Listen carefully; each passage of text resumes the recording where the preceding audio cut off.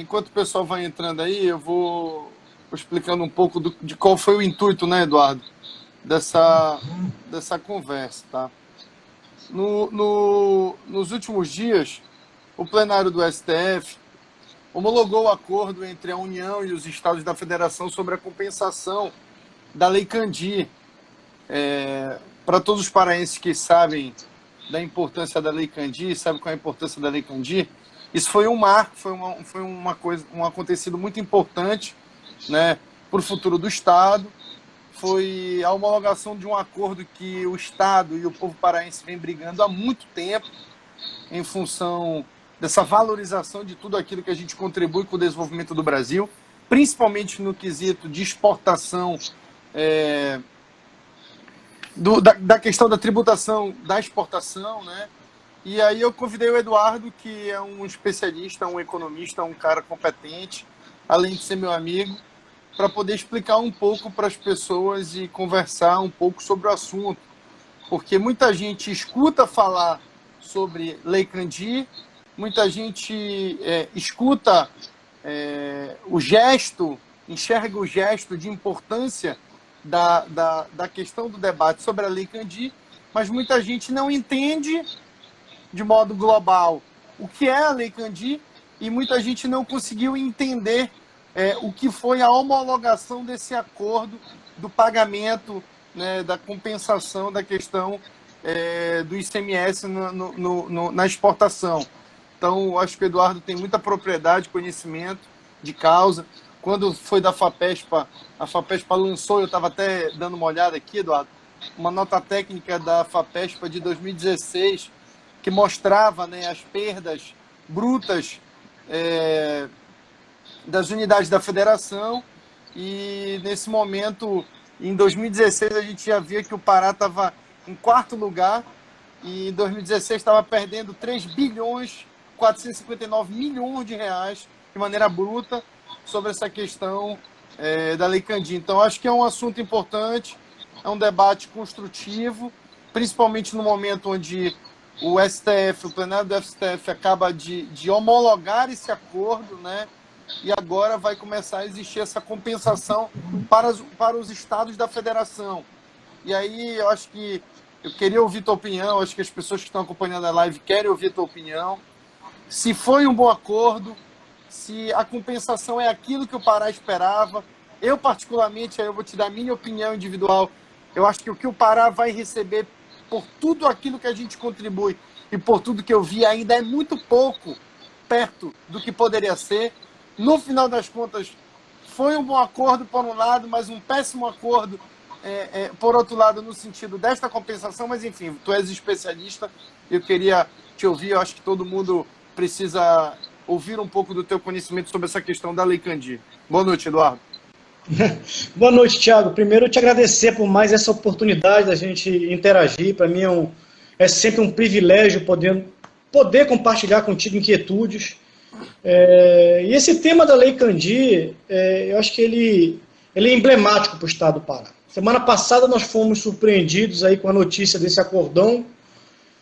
Muitos políticos comemorando e dizendo que o Pará saiu vitorioso, e eu te confesso que eu demorei um pouco para emitir opinião, até porque eu precisei entender um pouco melhor o que estava acontecendo.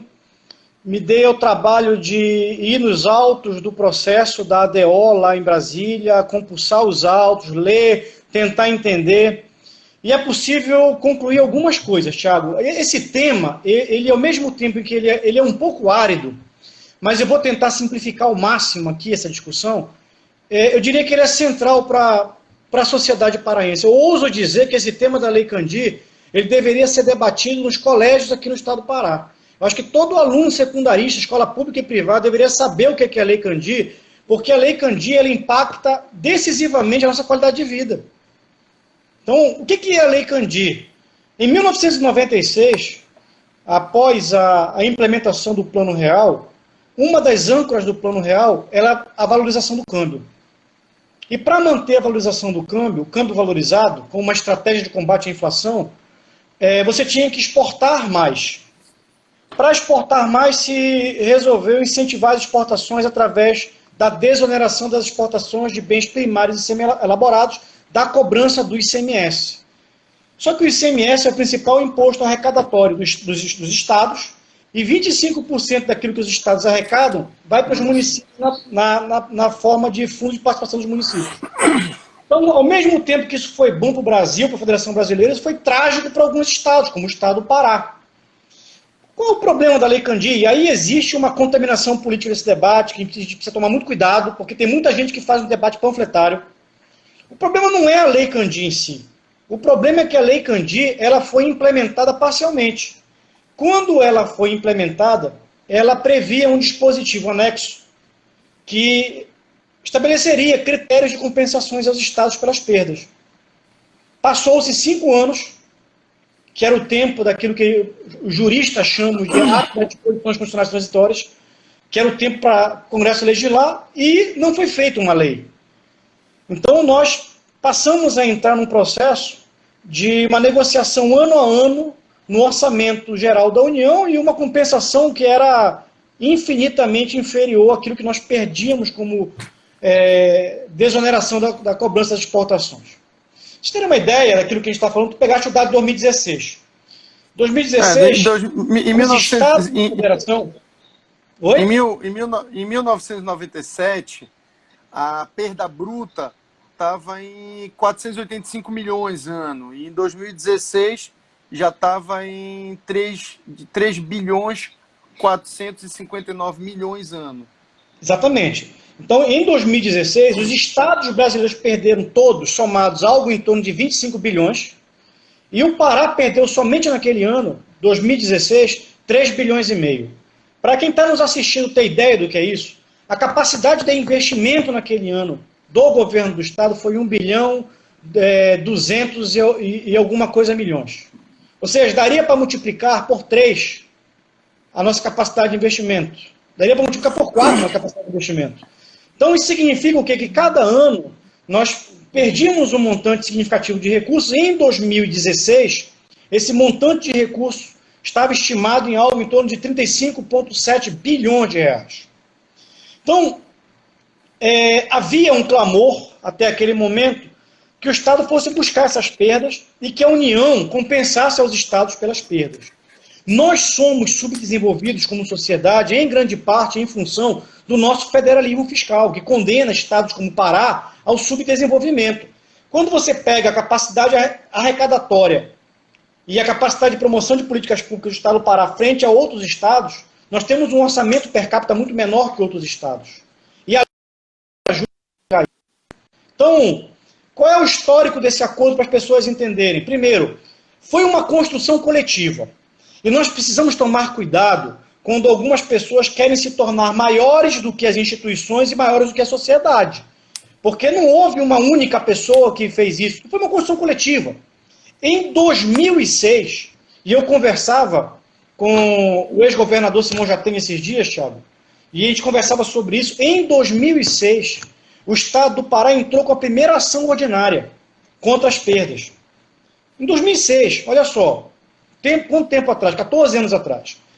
Bom, em 2013, o estado do Pará mudou de estratégia. Já no segundo governo Jatene, o estado do Pará entrou com uma ADO. Até naquele momento houve uma discussão entre o Helenilson Pontes, que é um advogado tributarista, o Caio Trindade, que era o procurador-geral do estado, e o governador Jatene naquele momento, e mudaram de estratégia. Entraram com uma ADO, que é um rito, tem um rito muito mais rápido, que é uma ação direta de inconstitucionalidade por omissão. Omissão o quê? Omissão legislativa. Do Congresso que nunca tinha votado a lei. Exatamente, do Congresso que nunca tinha legislado, o anexo da lei. Bom, eu me lembro que o Jatene foi, naquele momento o presidente do Supremo Tribunal Federal era o Joaquim Barbosa. O Joaquim Barbosa recebeu a comissão do governo do Estado e deliberou que haveria um ministro do Supremo Tribunal que ia ser o relator, Gilmar Mendes. E aí tem umas questões que são muito curiosas. Por exemplo, a gente vai ver os autos agora. Eu diria que a resolução desses autos se deve a uma série de pessoas. Primeiro, a diligência aqui é preciso ser feito do governo do Estado, na gestão do Simão Jatene, que entrou com essa DO. Porque esse acordo que foi anunciado agora, ele aconteceu dentro do processo dessa DO de 2013. Ele foi a conclusão dessa DO de 2013. E, curiosamente, a gente vai olhar os autos, e aí eu sou forçado a admitir algumas coisas, Thiago, porque eu não tenho uma admiração muito grande pelo Gilmar Mendes. Mas, quando a gente vai ver o processo, pelo menos nos últimos 3 anos, o Gilmar Mendes foi extremamente diligente na condução desse processo. Nós chegamos à conclusão desse acordo, em grande parte, pela diligência do Gilmar Mendes, que determinou, inclusive, a formação de uma comissão especial, que foi presidida por um juiz instrutor, e essa comissão chegou a um acordo, que é justamente o que nós estamos observando agora. Agora, esse acordo também chegou a ser assinado também em função da sinalização positiva do governo federal. Então, quando a gente olha os autos, ali há uma participação, inclusive o Gilmar Mendes cita nos autos do processo, né? O Saboia como procurador, mas o ministro Paulo Guedes. O ministro Paulo Guedes foi importante nesse momento. E aí a gente começa essa discussão, quando as pessoas vão falar de Lei Candia, porque é culpa do Fernando Henrique Cardoso, porque o governo do PSDB. Mas a gente precisa lembrar que nós passamos por 2 governos Lula, passamos por um governo e meio da Dilma, um governo Temer, e em todo esse tempo, os governos federais, eles foram resistentes ao acordo. Por quê? Porque isso implicava em transferência de recursos da União para os estados. Então não houve acordo nos 2 governos Lula, não houve acordo nos 2 governos da Dilma e não houve acordo no governo Temer. Somente agora, com o governo do Bolsonaro, com o Paulo Guedes, é que o ministro da Economia, eu diria, ele foi favorável a esse acordo. Mas aí nós temos que olhar algumas coisas. A pergunta, esse acordo foi favorável para o Estado do Pará? Que é a pergunta que tu me fizeste. Foi favorável? Eu diria para ti que, como paraense, como uma pessoa que acompanhou esse tema, eu diria que esse acordo, ele convalida, consagra o nosso federalismo fiscal extremamente perverso para com o Estado do Pará. Por quê? E aí nós precisamos desvelar algumas coisas que os políticos, em geral, que estão comemorando, não estão anunciando. Primeira coisa, no acordo que foi celebrado, foi um negoção para a União. Negoção para a União. Por quê? Ali em 2016, já havia um passivo acumulado de 269 bilhões em favor dos estados. Somente o estado do Pará era 35,7 bilhões, era o quarto que mais tinha perdido. Nesse acordo, Thiago, olha só, observa o que eu vou te dizer. Os estados estão abrindo mão do passivo. Sim, então, o Pará... Só os 200, o Pará, os 200 bilhões, que... ao invés dos 200 bilhões, tá o governo federal agora vai pagar 65 bi. Não é isso? Não, calma. Até 2037. Até 2037. Olha só, olha o negoção para a União. Olha o negoção para a União. E isso explica por que o Paulo Guedes foi favorável. Havia um passivo ali de 269 bilhões. Se a gente for atualizar isso, pegar 2020, vai dar uns 300 bilhões. Então, você tinha um passivo que a União se livrou desse passivo. O governo do estado do Pará, quando assinou lá o acordo, o governo do estado do Pará abriu mão dos mais de 50 bilhões atualizados que nós temos hoje, que nós perdemos nesse período. Então, nós estamos abrindo mão de mais de 50 bilhões. E o que é trágico para frente? Qual é o contexto? Por que os estados foram favoráveis a esse acordo? Aí tu me perguntarias por que os estados foram favoráveis. Eu diria que para quem está nos assistindo aí, todo mundo deve estar acompanhando a situação fiscal dos estados. Minas Gerais agora, por exemplo, está dizendo que não tem como repassar o repasse dos poderes, por exemplo. E se você olhar os outros estados, todos os estados estão com problemas orçamentários. Então, qualquer recurso que entre nos caixas dos estados é positivo. Né? Então, é como se você pegasse alguém que tivesse uma dívida de 20 mil reais e essa dívida fosse quitada por 500 reais, mais ou menos isso, mas esses 500 reais ajuda minimamente a manter as contas em dia daquele momento. Então, Quando a gente olha a planilha, não sei se tu tivesses acesso à planilha do cenário de pagamento. Então, esse cenário de pagamento ele implica 3 montantes. O primeiro montante são 58 bilhões que vão ser negociados, divididos até 2037, em parcelas decrescentes. Isso aqui ainda tem um outro ponto, parcelas decrescentes. Um segundo, que é um outro montante que foi negociado em 3 anos. 4 bilhões que foi negociado em 3 anos. E um terceiro montante que foi negociado a partir de um percentual da venda do leilão do pré-sal da Sépcia e Anapu lá em Santos.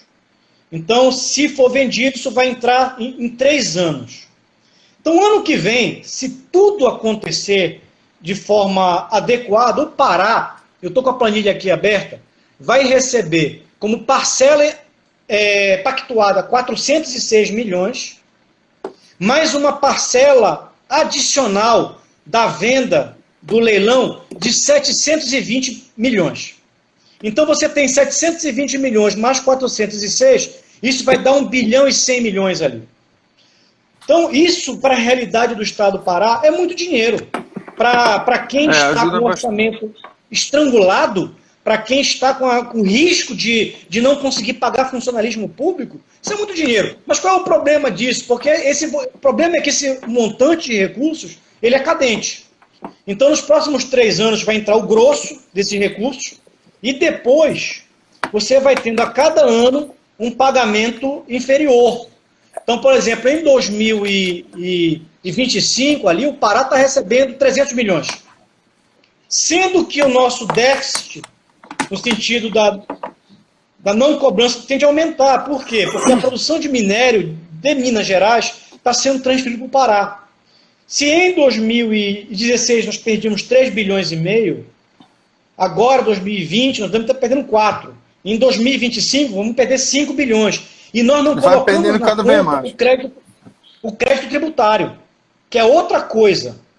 Então, nós estamos trocando uma compensação de 5 bilhões ano por 5 bilhões e 100 até 2037. Então, eu diria que não dá para comemorar muito. Não dá para comemorar muito. Eu concordo contigo, Eduardo.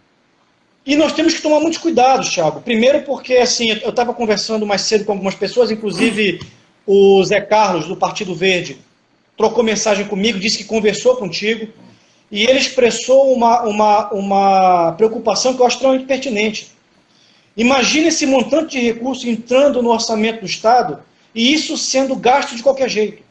Ou sendo gasto em custeio da máquina pública. Ou sendo gasto em investimento que não alavanque a nossa infraestrutura, ou não alavanque, por exemplo, a educação, a saúde, ou a capacidade, ou a verticalização da produção.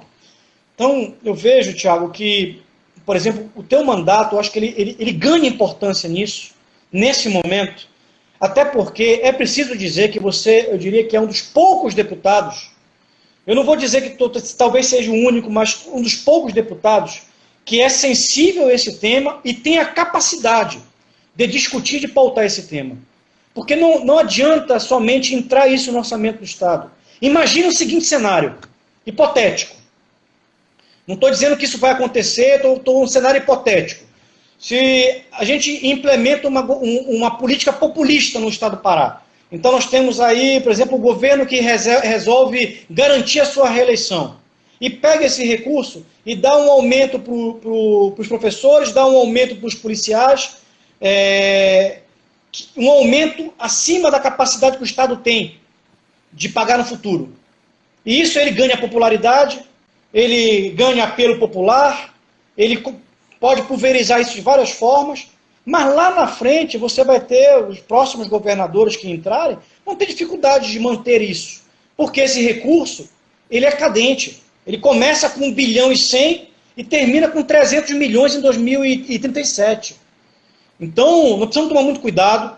E aí eu acho que o teu mandato, eu acho que até que a gente pode conversar com vários atores aí, e ter uma conversa nesse sentido, porque talvez valesse a pena estudar algum mecanismo com um projeto de lei que vincule esse recurso a algumas ações estratégicas no Estado do Pará. Isso aí foi uma conversa que eu tive com o Zé Carlos, e ele disse que ele estava tendo essa conversa contigo também, paralelamente.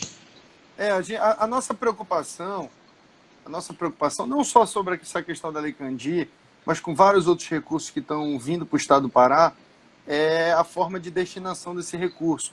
Porque muitas vezes ela não tem uma prioridade numa política de desenvolvimento. A gente não consegue enxergar que os investimentos públicos hoje eles estão sendo focados e objetivados na diminuição da desigualdade e no impulsionamento da melhor qualidade de vida da população. Eu acho que, como a gente vive um momento muito conturbado da nossa sociedade, a gente tem visto esse recurso ser destinado em objetos que não têm uma funcionabilidade no pós-crise ou no pós-pandemia. A gente precisa enxergar que muitas das coisas que estão acontecendo hoje, inclusive nesse próprio momento de crise, ele é decorrência de ausência de políticas sociais no passado. E a gente discutiu muito isso, eu e tu, naquele momento daquela live, batendo única e exclusivamente na questão da desigualdade social. O Pará hoje está com uma taxa de mortalidade acima da média nacional. Isso se faz acontecer na nossa região, primeiro porque nós vivemos uma desigualdade muito maior do que outras regiões do país. Além disso, a gente tem a ausência de coisas básicas, de insumos básicos, que fomentam a não transformação da nossa sociedade. E quando vem esse montante financeiro, que teoricamente seria o recurso específico para tratar do desenvolvimento, a gente enxerga a possibilidade dos governos investirem de maneira populista, enxergando única e exclusivamente o benefício de um grupo, do poder. E é isso que a sociedade tem que entender, que não pode existir. A gente já tem feito um debate com muitas pessoas, eu tenho me proposto a fomentar um projeto que seja coletivo, de uma linha de obrigatoriedade de investimentos com esse recurso da Lei Candir.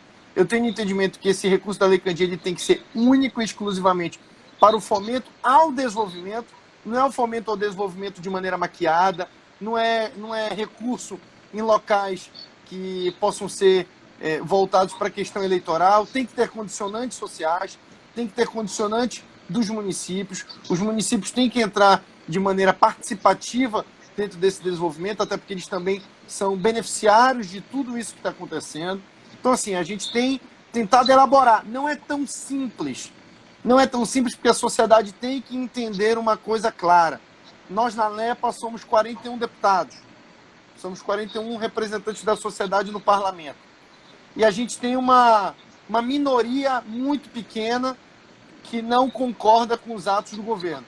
A gente tem uma parcela de parlamentares muito sem expressão, eu vou dizer assim, em termos de quantidade, para contrapor uma base que é um trator que destrói tudo e todos conforme os interesses governistas. Então a gente precisa do apoio popular, a gente precisa fomentar na sociedade um debate para sensibilizar o governo da necessidade de aprovação de alguns projetos. A gente tem, Eduardo, para que a sociedade possa ter noção, debatido agora como vai ser destinada essa questão da receita que vem em função da aprovação do PLP 39, que tu acompanhaste bastante. O governo federal vai enviar para o Pará cerca de 1.345 bilhões só de socorro agora nesse momento. Então, a gente tem debatido quais os mecanismos de investimento desse recurso, né? Eu acho que sobre a questão da Lei Candir, eu enxergo muito parecido com o que tu falaste. No quesito de valorização de tudo aquilo que a gente vem lutando há muito tempo, correto. Eu não tenho dúvida nenhuma que foi um avanço a gente conseguir a homologação de um acordo. Não sei se esse acordo foi o melhor dos acordos. Eu tenho o mesmo entendimento que tu, que o Estado do Pará deveria ter uma compensação muito maior. Aquilo que a gente vai receber ao longo desses anos, até 2037, é muito pouco perto do que a gente poderia receber, né? O percentual, inclusive, que o próprio governo tem ventilado para a sociedade é um percentual muito além daquilo que nós iremos receber. Eu acho que a gente precisa enxergar que o acordo em si só, ele é um avanço, mas que a forma deste acordo, no meu entendimento, não foi um benefício tão grande para a população, porque as nossas perdas vão ser muito grandes. Tudo aquilo que a gente vem perdendo, a gente vai continuar perdendo em função desse crescimento. E, além de tudo isso, para o governo federal está sendo um belo negócio, eles estão se livrando de uma dívida gigantesca, de um passivo muito grande, e eu acho que o governo tem que começar a fomentar uma renegociação desse pagamento, uma renegociação de tudo isso, a partir da homologação desse acordo com o STF, né? Então, eu acho que a Lei Candir volta a ser palco de debate prioritário. A gente tem que entender que o Estado do Pará é um dos maiores exportadores do país. Em função também de muitas outras coisas, a gente não consegue tributar grande parte da nossa economia, né, aqui no Estado, que atrasa muito a entrada de receita e proporcional o avanço das políticas públicas, mas que se a gente, enquanto representantes públicos, junto com a sociedade, formos mostrando a prudência do debate, certamente a gente vai sensibilizando o governo de que é preciso repactuar tudo isso e devagar forçando a modificação desse acordo. Porque assim, Eduardo, eu ainda tenho um entendimento muito claro que, para mim, isso foi importante desde o início do governo. Tá? Eu nunca enxerguei que o atual governo tinha interesses tão fortes no quesito de taxar, vamos dizer assim, as mineradoras. Se você for ver, a Vale é uma grande parceira da atual gestão. Tanto que tudo que o governo pede, apresenta projeto, a Vale tem sido uma parceira efetiva. Na campanha de 2014, a Vale foi uma parceira efetiva, inclusive de campanhas eleitorais naquele momento onde a legislação ainda permitia. Então, assim, eu não consigo enxergar que exista, de fato, um grande entusiasmo na taxação dessas mineradoras. Mas vamos ver qual vai ser a cena dos próximos capítulos, né? Para que a gente possa ir dentro do legislativo fomentando esse debate. Eu vou fomentar, tenho a certeza disso, porque eu entendo que esse negócio foi importante, mas da forma que foi finalizado, o Estado do Pará perde bastante, porque as nossas perdas nessas exportações é muito maior daquilo que a gente vai ser compensado. Tem alguns pontos, Thiago, que a gente precisa enfatizar. Primeiro, para quem está nos acompanhando entender o que foi negociado, o Pará vai receber 5 bilhões e 100 milhões até 2037. Equivalente à perda de um ano. E essa pactuação fez com que a maior parte dos recursos fosse acordada para os próximos 3 anos. Então, olha só, vai entrar o grosso... o próximo. O próximo governador, Mas sabe o que é, Eduardo? Infelizmente, a gente ainda tem governantes no Brasil, e eu vou dizer no Brasil como um todo, que enxergam o seu cargo, a sua posição, acima do Estado. A gente tem que cada vez mais compreender que governantes entram e saem, representantes públicos vão entrar e vão sair, uns vão ser mais fortalecidos politicamente que outros, porém o Estado fica, o município fica, a representação pública fica. O que a gente não pode é ter ações imprudentes. E eu acho que essa negociação da antecipação nos 3 primeiros anos, certamente é o comprometimento de ações políticas para o futuro e que podem acarretar na ausência de políticas sociais significativas para a população do Pará. Mas aí eu quero colocar um ponto. Eu vejo que, primeiro, o teu mandato cresce em importância agora. Porque talvez essa conversa não tivesse eco em grande parte dos deputados que estão lá na nossa Assembleia Legislativa. Então, talvez tu e mais uns 2 ou 3 sejam alguns poucos que tenham sensibilidade para o tema, mas não só sensibilidade para o tema. E é preciso dizer, e é preciso reconhecer, tu é um dos poucos deputados que estás sendo independente, que estás fazendo o contraponto que tem que ser feito, está fazendo eu não diria uma oposição irresponsável, mas uma oposição responsável. Tu está levantando pontos que são importantes.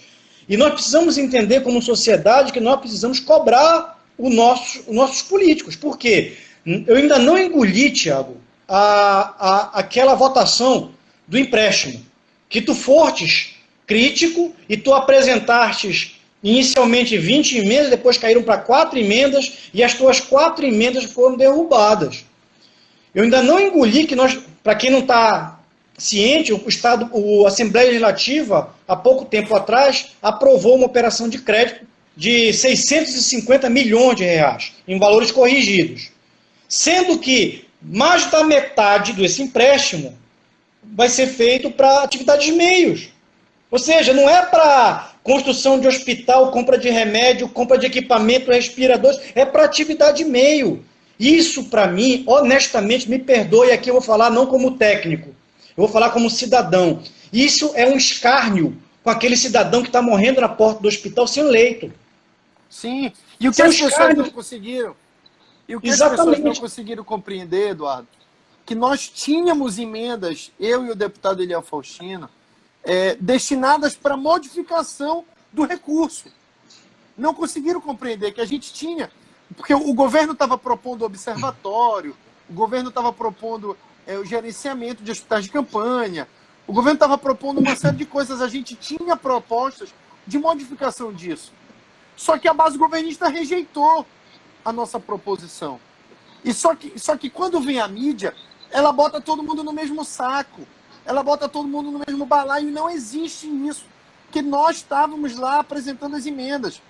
A votação começou, Eduardo, 9 horas da manhã, foi terminada 10h30 da noite. Eu acompanhei, Thiago, eu acompanhei, sou testemunha. Tu vistes inclusive, tudo o que ocorreu. Tu viste, inclusive, o momento que eles estavam tirando o meu direito de fala. Eles estavam cerceando o meu direito de debater o projeto. Eles estavam tirando o meu direito de justificar o meu voto na emenda rejeitada de transparência. Descumprindo o regimento, inclusive, da Assembleia. Descumprindo o regimento da casa. Só que o que acontece? A gente tem uma mídia quase que na sua totalidade controlada, a gente tem pouquíssimos veículos de comunicação para poder externar isso para a sociedade. Um vídeo de WhatsApp, vamos dizer assim, tem uma repercussão X, enquanto eles vêm com um poderio político de comunicação monstruoso, reverberando notícias, seja verdadeiras ou mentirosas, para milhares e milhares de pessoas. Entende? Então, assim, a nossa função está sendo feita. A nossa função está sendo cobrada sim.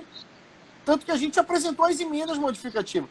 Como que a gente também está com um estudo de um projeto que deve ser apresentado nos próximos dias, isso está sendo debatido, inclusive vendo quem são os parlamentares que têm interesse em subscrever essa proposição, do pedido de revogação do empréstimo. Mas embasado em quê? Embasado por onde? Embasado porque o Estado do Pará agora vai receber um BI 345 milhões em função do PLP 39. Agora o governo do Estado do Pará vai ter o parcelamento das suas dívidas, que vai chegar a uma economia no ano de 2020 perto de 240 milhões de reais. Porque o Estado do Pará, em função da medida provisória 938, já foi beneficiado com uma parcela de 37 milhões, outra de 28 milhões, e ainda vai receber mais duas de 35 milhões cada. Porque o Estado do Pará tem o programa Covid Pará, que tem cerca de 658 milhões de reais destinados para o enfrentamento do coronavírus. Quase que na totalidade de tudo isso, depois do aprovamento do empréstimo. Ou seja, naquele momento, tinha uma necessidade ampla da questão financeira para o enfrentamento do coronavírus. Agora não se tem mais, porque logo num período curto de tempo, o Congresso Nacional votou a medida provisória, votou o PLP 39, que em função disso, só o PLP 39 vai entrar um BI 345 milhões, mais do que o dobro do empréstimo. E detalhe, o objeto muito similar. Entende? Só que as pessoas ficam presas a uma crítica só e não conseguem enxergar holisticamente o problema. Agora, Thiago, o problema. Em cima do que você está falando, eu vejo muita gente achando que nós estamos no final de uma etapa. Nós não estamos no final de uma etapa. Por quê? Não. Primeiro, foi assinado um acordo. Mas olha só, é acordo.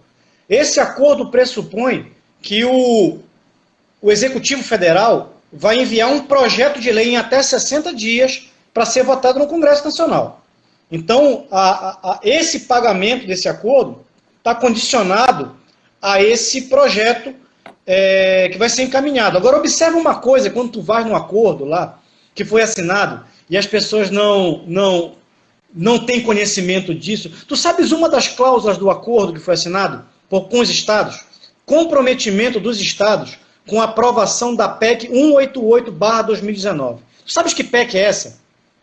Essa PEC, aí eu fui pesquisar essa PEC, olha só, tá lá, comprometimento dos estados com a PEC 188 do governo federal. Aí tem lá. Aí eu fui lá no caput do projeto de lei, né? É a PEC do congelamento do salário de funcionalismo público, corte de horas de funcionalismo público, modifica a estrutura orçamentária, proíbe vinculação de receitas, ou seja, vai em cima dos servidores públicos. E os servidores públicos não estão sabendo disso. Será que os servidores públicos sabem que o governo do Estado se comprometeu com o governo federal em validar um projeto de lei que corta salário de servidor público? Isso está lá no acordo. Acordo é acordo. Agora, o terceiro ponto que eu considero fundamental, e aí eu quero voltar. Todo mundo está nos acompanhando aqui. Se nós não formos vigilantes, nós vamos ter uma tremenda de uma vitória de pirro. Por que uma tremenda de uma vitória de pirro? Esse volume de recursos vai entrar, ano que vem vai entrar 1 bilhão e 200 milhões. E tu sabes para onde vai esse dinheiro? Talvez não chegue na ponta lá, na forma de educação, segurança, infraestrutura, pelo que nós estamos acompanhando. Se nós não exercitarmos o controle social mais do que nunca no estado do Pará, se nós não formos vigilantes mais do que nunca no estado do Pará, capaz desse recurso, lamentavelmente, não atender aquilo que talvez fosse prioridade, que você mencionou. E eu concordo contigo, quando você pega um montante desses tem que entrar para ações estruturantes, como, por exemplo, verticalização da produção, ou educação, ou infraestrutura de saúde, por exemplo, que são ações estruturantes, seja do ponto de vista econômico ou social. O que eu quero te sugerir, Tiago? E eu quero voltar, eu quero enfatizar. Mais do que nunca, o teu mandato cresce em importância. Mais do que nunca, o teu papel na Assembleia Legislativa cresce em importância.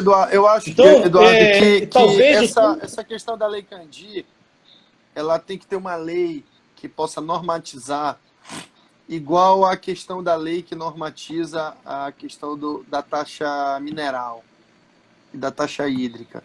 Que você tem a obrigatoriedade de investir num segmento, né?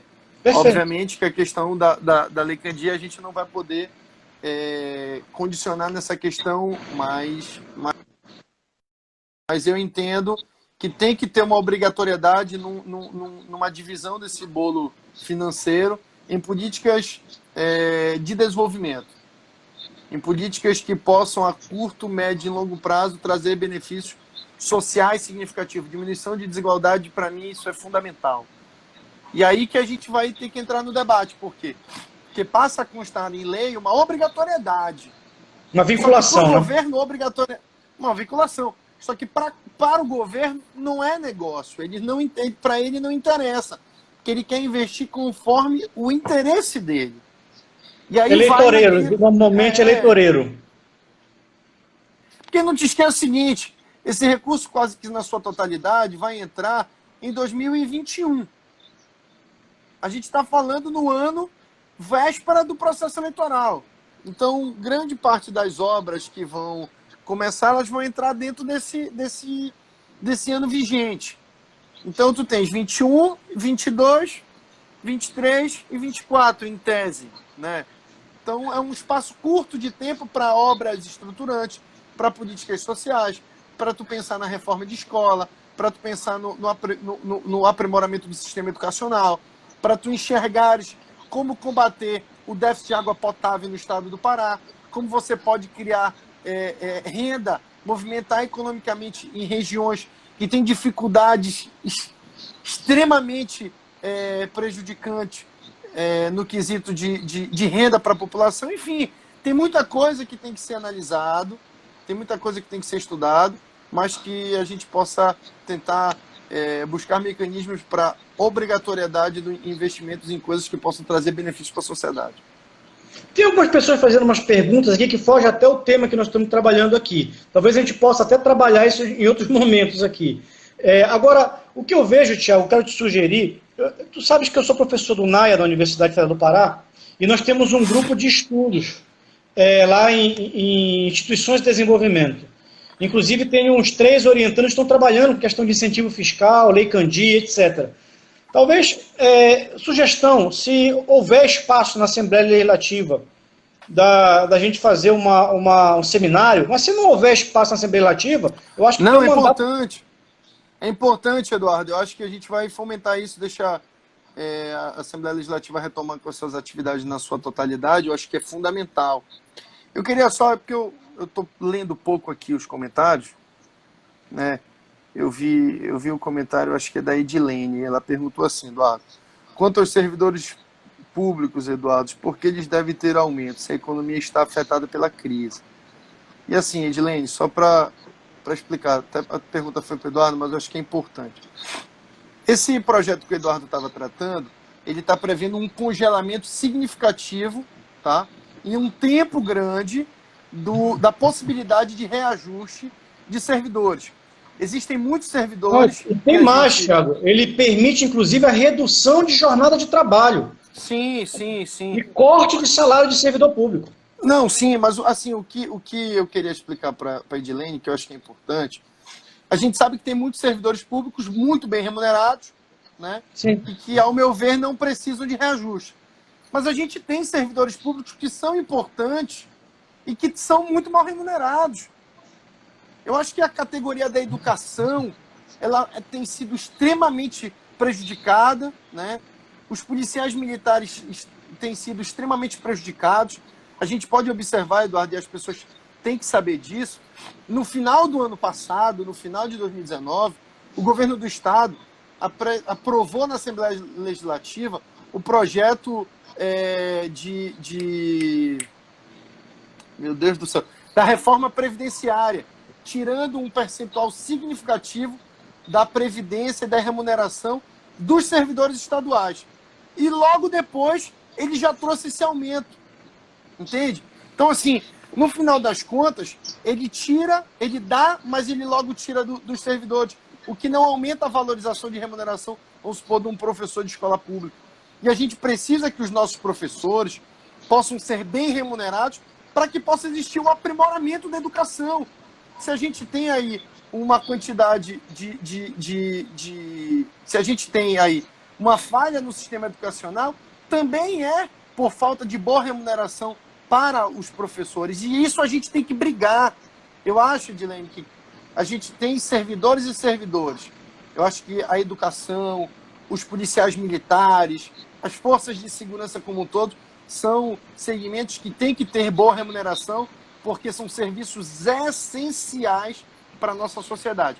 E esse projeto, com o congelamento, ele dá uma prejudicada significativa para esses segmentos. Enquanto tem outros segmentos que não vão sentir esse congelamento em função dos seus salários serem muito altos, muito bons, e não está sendo prejudicado com nada disso. Bom, enfim, Thiago, e não só congela, aí corta, né?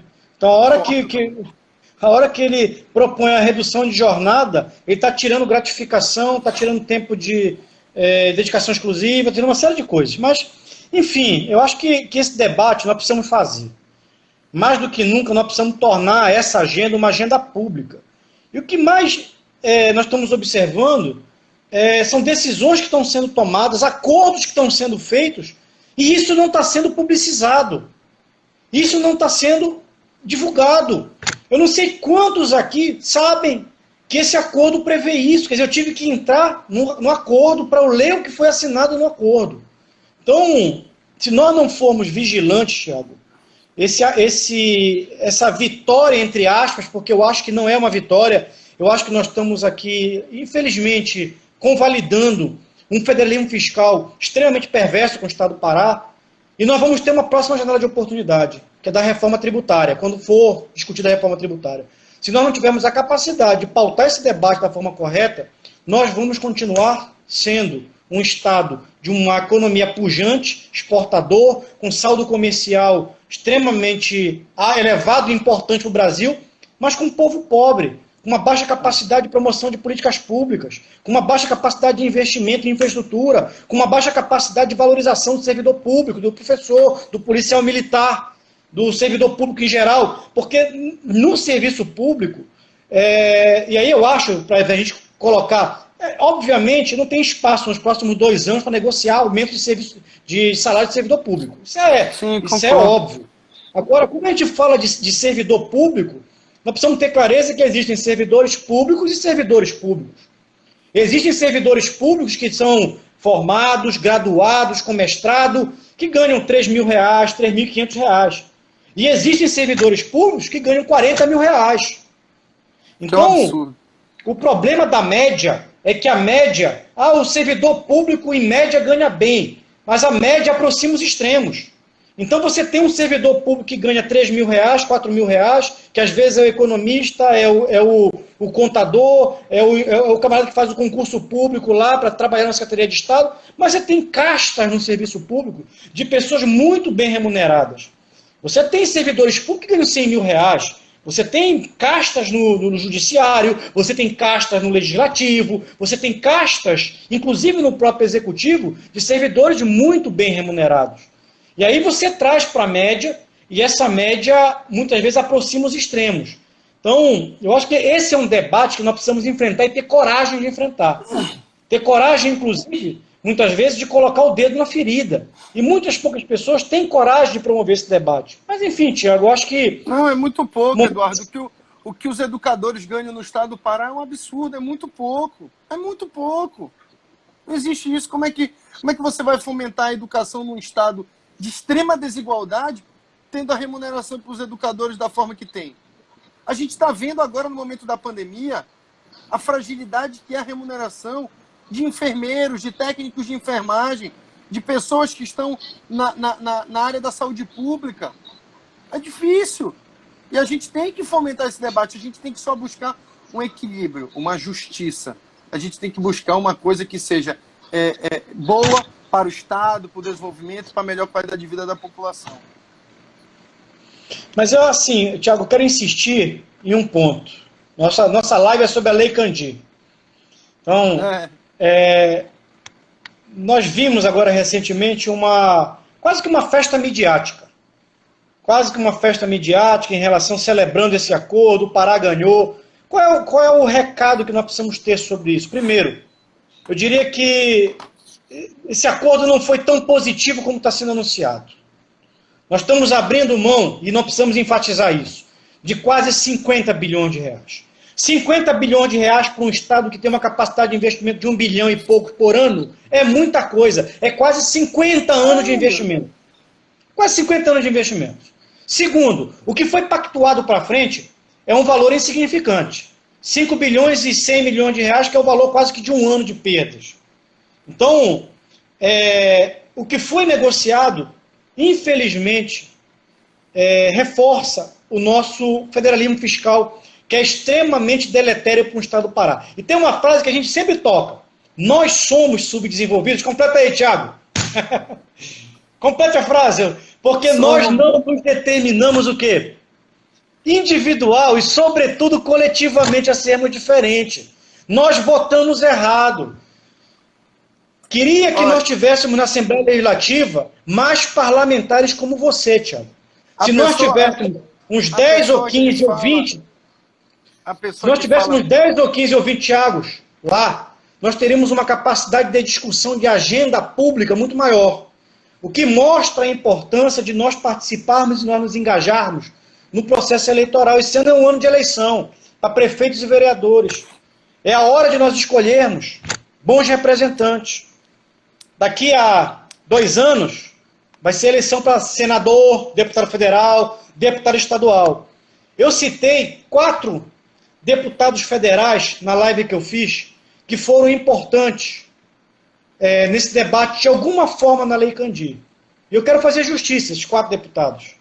Por quê? Porque nós passamos por várias legislaturas e tivemos nessas várias legislaturas mais de 40 representantes no Congresso Nacional, entre senadores e deputados federais. Nesse tempo todo que eu acompanho, eu vi apenas 4, de alguma forma, trabalharem com esse tema da Lei Candir.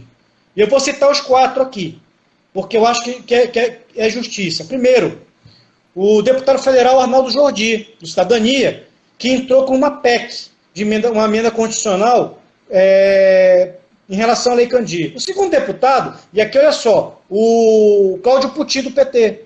O terceiro deputado é Edmilson Rodrigues, do PSOL. E o quarto deputado, que foi presidente da comissão mista lá, o José Priante, do MDB. Portanto, eu não estou tendo paixão política partidária aqui. São deputados... Um mix partidário... de várias... Alguns, inclusive, também simpatizo ideologicamente aqui.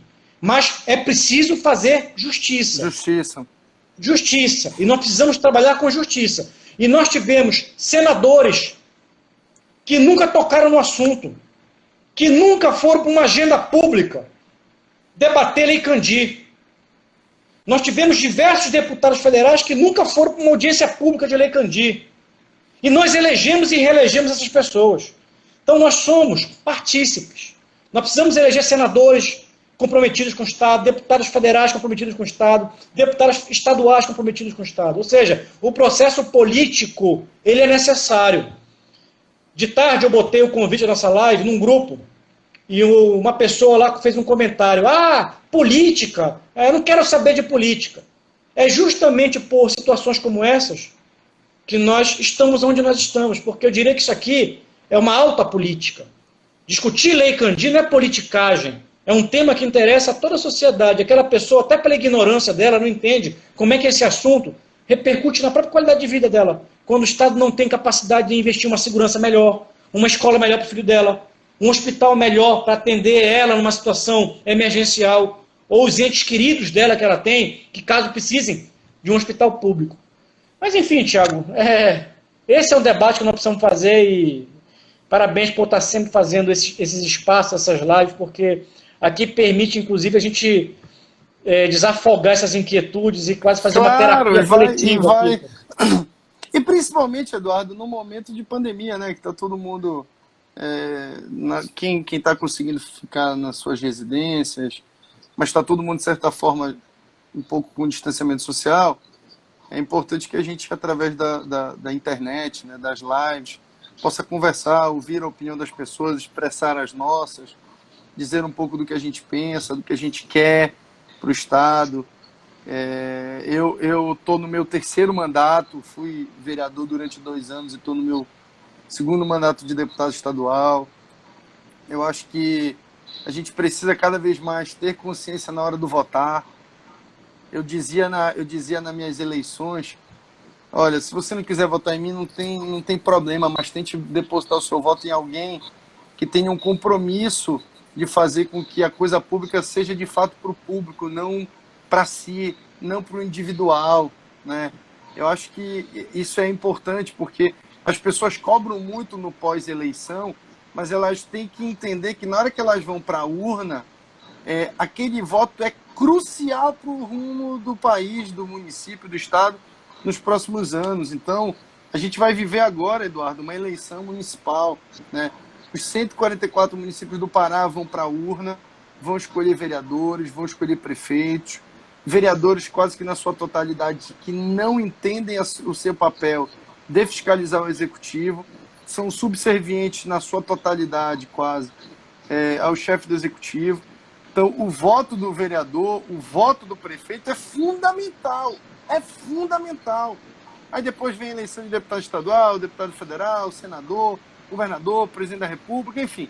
Eu acho que toda vez que a gente tiver, enquanto cidadão, que ir para a urna, a gente tem que ir com muita convicção, apostando o nosso voto em pessoas que têm o comprometimento de transformar a vida da população, porque o que a gente vive é muito complicado, é muito difícil, é um momento muito conturbado da política nacional. A gente tem visto a nossa economia com muita fragilidade, a gente tem visto crescer a desigualdade no Pará, a gente vai ver aqui na nossa região amazônica crescer mais ainda, né? E não temos conseguido enxergar políticas, pelo menos de médio prazo, Eduardo, que possam nos dar condições de ter uma qualidade de vida cada vez melhor. Então, eu acho que isso é importante. Eu acho que essas ferramentas de live, de conversa, de diálogo, são cruciais. E voltamos a dizer, ninguém aqui está falando política, ninguém aqui está falando de eleição. O que a gente está falando é de política social, de melhorar a vida da população, com direito ao debate, com direito ao contraditório. Tem muita gente que concorda com a nossa opinião, tem várias pessoas que discordam da nossa opinião, tem outras que concordam, mas não podem se posicionar favoráveis, porque tem atrelamento com correntes políticas adversas, enfim, tem de tudo. O que eu acho que a gente nunca pode perder é o espírito de construir uma sociedade melhor. Seja lá quem for governador, presidente, seja lá quem for, a gente tem que entender que a sociedade do Pará espera que a gente possa ser representantes com qualidade, com compromisso, com ética, com prudência, para transformar e combater os problemas sociais aqui existentes. Tudo bem, Thiago, é isso aí. Concordo contigo, assina embaixo. Eduardo, para mim é um prazer, eu espero que o pessoal tenha gostado, né? Espero que as pessoas tenham gostado. Essa live vai ficar salva no perfil do Eduardo, tá? Se vocês quiserem que a gente faça uma outra live sobre um outro assunto, por favor, vão lá, comentem, digam outros assuntos que a gente possa debater. A gente pode pensar, Eduardo, sobre o avançar de algumas coisas. E eu queria até te dizer uma coisa, que as pessoas possam estar cientes, porque às vezes a gente é cobrado e a sociedade não consegue entender tudo que a gente vem fazendo. Eduardo, eu tenho cobrado muito na pauta da CCJ, que, para quem não sabe, é a Comissão de Constituição e Justiça da Alepa, para entrar na pauta o projeto que foi de sugestão do Eduardo, que é a isenção do ICMS, né, para as instituições de ensino, quando é isenção do ICMS na questão da tarifa de energia. Como é um projeto que não é de interesse do governo, eles não botam na pauta. Eles dificultam a entrada na pauta. Eu estou com um projeto, Eduardo, que eu dei entrada há uns 60 dias atrás, em função dessa questão da pandemia, que trata do seguinte, para que a sociedade possa entender, tá? Quando a Celpa foi vendida, Eduardo, no contrato de venda da Celpa, tinha lá uma cláusula que previa o seguinte, 3% da receita líquida do ano anterior da concessionária teria como investimento tudo aquilo que o governo do estado do Pará indicasse como algo importante e positivo. O governador, no início da pandemia, anunciou que ele iria arcar com a conta de energia dos paraenses que consumissem até 100 kW por mês. Tá? 2 dias depois, o governo federal veio e disse, não, esquece 100 kW. Eu, governo federal, vou bancar a energia de quem consome até 240 kW por mês. Ou seja, mais do que o do governo do estado. Quando eu vi isso, eu disse, como é que o governo do estado vai bancar isso que está dando algo em torno de 18 milhões por mês? E eu fui entender. O governo ia bancar com esse recurso da receita do ano anterior da concessionária de energia elétrica. Aí eu disse, não, então vamos fazer um projeto que, como o governo não vai mais gastar esses 18 milhões por mês, a gente pega esse montante dos 3 meses, que é a previsão da pandemia, e a gente Nós temos, isso, Thiago, 20 segundos. Vai cair em 20 segundos a live, tá? E a gente divide isso para fomentar o abatimento da conta de energia dos micro e pequenos empresários como um estímulo à economia. Eduardo, nunca pautaram, nunca tiveram interesse, e quando pautarem vão rejeitar o projeto. Então, assim, isso é uma demonstração de que eles têm um trator e que a sociedade tem que cobrar os seus parlamentares.